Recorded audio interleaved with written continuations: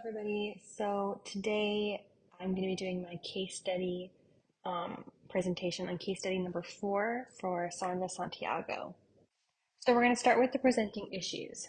Sandra called the DV hotline seeking help because she is currently suffering from an abusive relationship with her boyfriend, Eric. Just to give a little bit of a backstory, I'll go over some of the beginnings of the story itself, of the case study.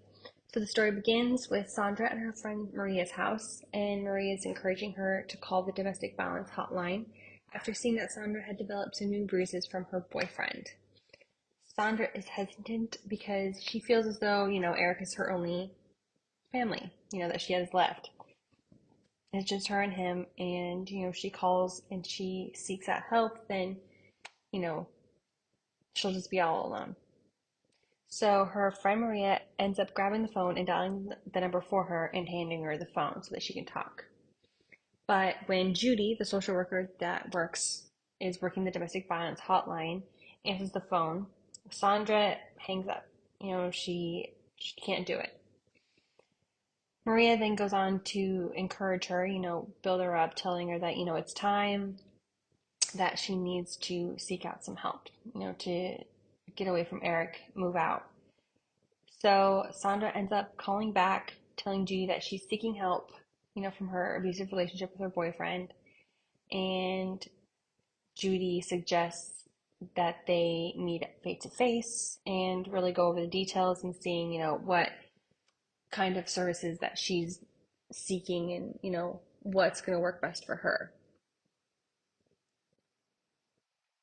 So during their initial meeting, the social worker Judy, kind of gathers some information about the situation and what's going on between Sandra and her boyfriend Eric.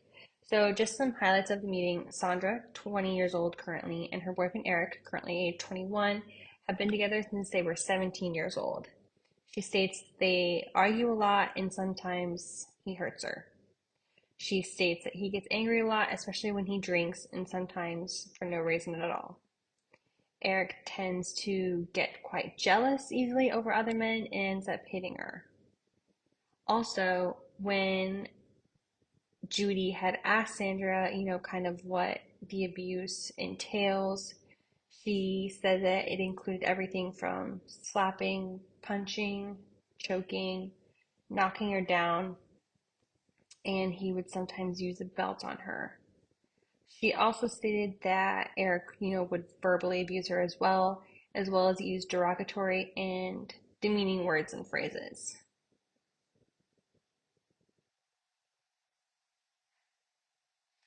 Going through and kind of getting kind of some history of Sandra's abuse, before she was with Eric and before that relationship started.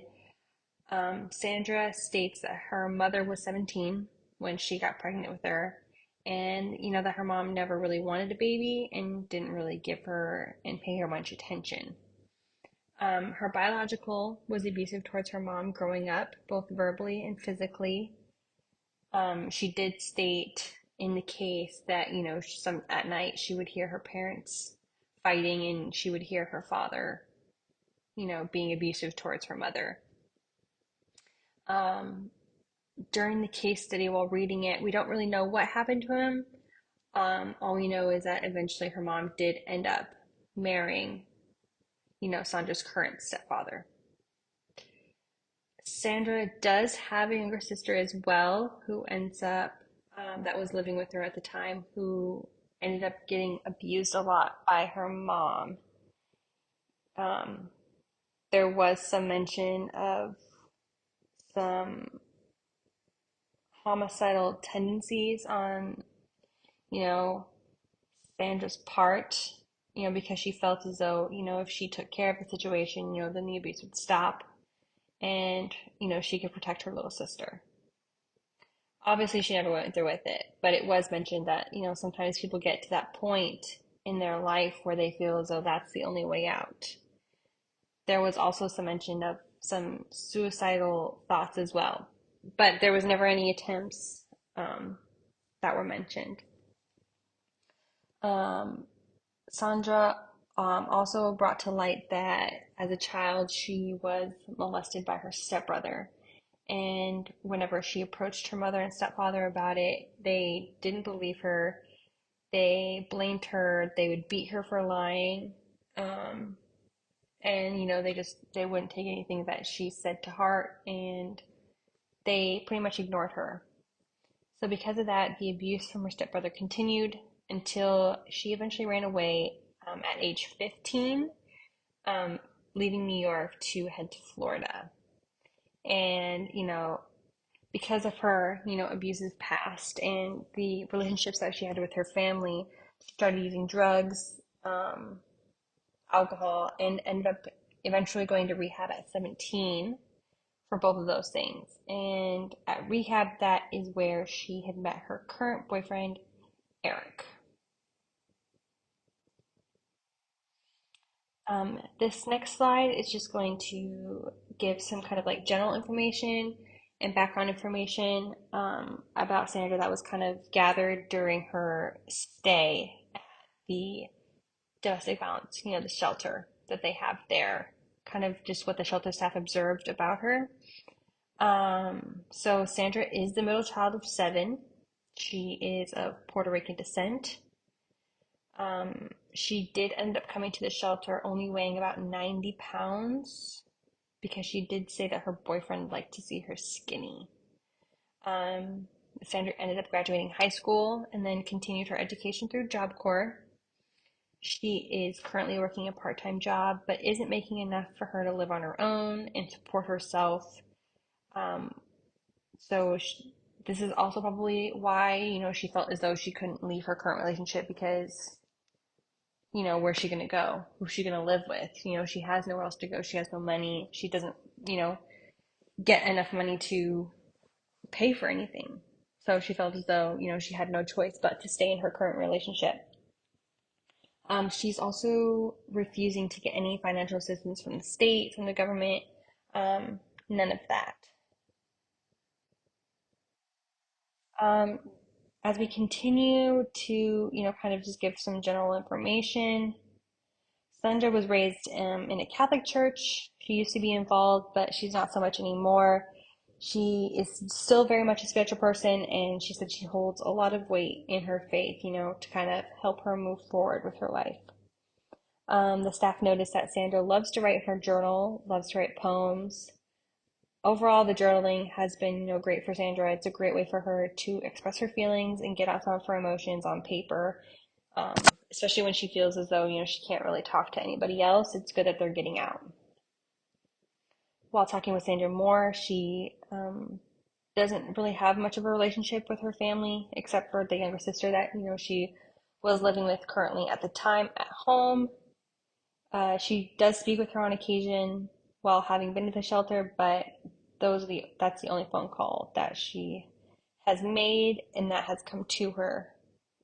Her family doesn't know that she was staying there. Um, Sandra's family, she also feels as though her parents are always taking Eric's side and that he and her parents are always putting her down, blaming her for Eric's abusive behavior, kind of, in a sense, victim blaming, saying that, what do you do to make him mad? Like, why are you always doing this? Why are you always doing that? And she's constantly has this feeling of being unloved and, just not really doing good enough.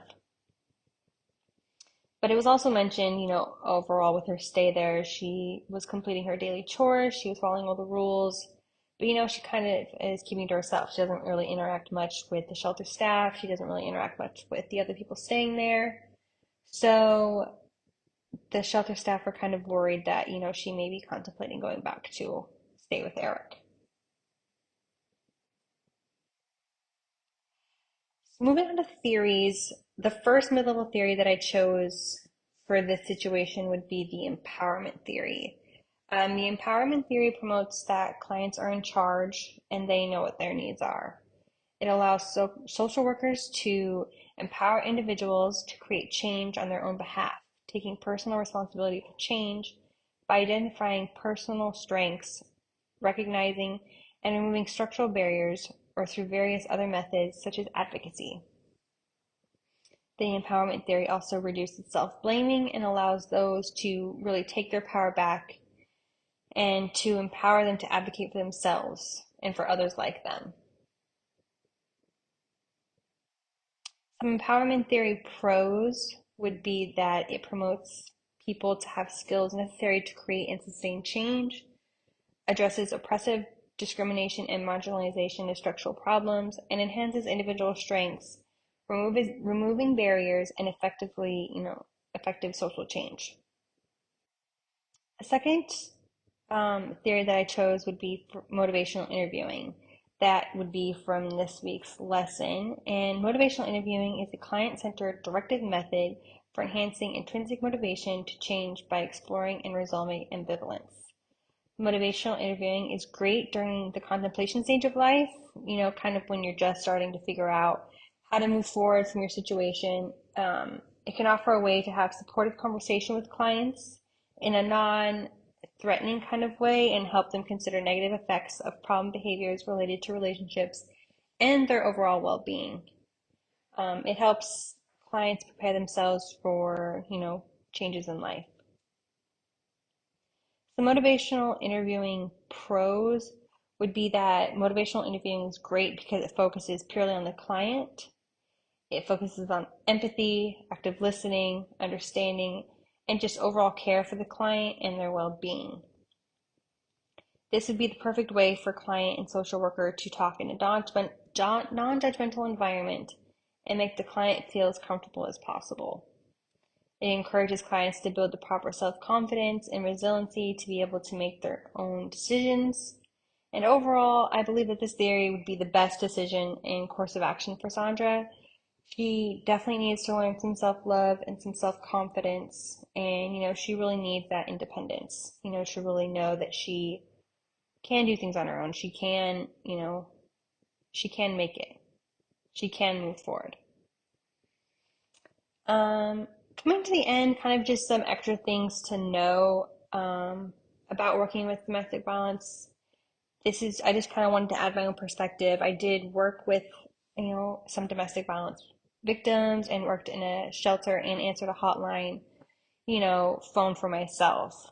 So I think it's always important when working with DV victims that, you kind of just want to be realistic, with yourself and remember that there is a cycle when it comes to them, no matter how much we want to help these people and these women or men or anybody that's in a situation like this, we need to remember that, there always is a chance of them going back to their partner or, those who they were in a domestic violence relationship with, especially those that were in, an intimate relationship. There is a cycle and, they'll get away, they'll ask for help, they'll come, they'll stay for a little bit, but they always end up going back. It's a never ending cycle. It never ends until they want it to end. They have to want to be the ones to break the cycle, no matter how much, we want to just sit there and kind of just like scream and be like, why are you doing this to yourself? You are so much better like off out of this relationship, no matter how much you want to say those things to them, you just have to be there to encourage them and to help them and really empower them and build them up when they come back and just let them know that you're always there for them and that it's hard. It's never easy leaving, a relationship like that, especially, one of longevity, someone that they've been with for most of their lives or for long periods of time. This is all they know, especially coming from, a family of, an abusive family and going from an abusive relationship. Sometimes that's all people know. They don't know any better. So it's just really important to be there for them and to, let them know that they do have people on their side that want to see them get better and to succeed in life. These next few slides, I did include some extra references into some articles about motivational interviewing in a domestic violence setting and intimate relationships. I think they'd be really helpful, especially if you do work with domestic violence clients. I think that they could really grab some like really good insight into work, and I think they just, be great as an overall read as well. It also continues into this slide. Like I said, if you have a chance to look at some of these, I really think they would have some great insight to working with some clients in domestic violence situations. So, thank you.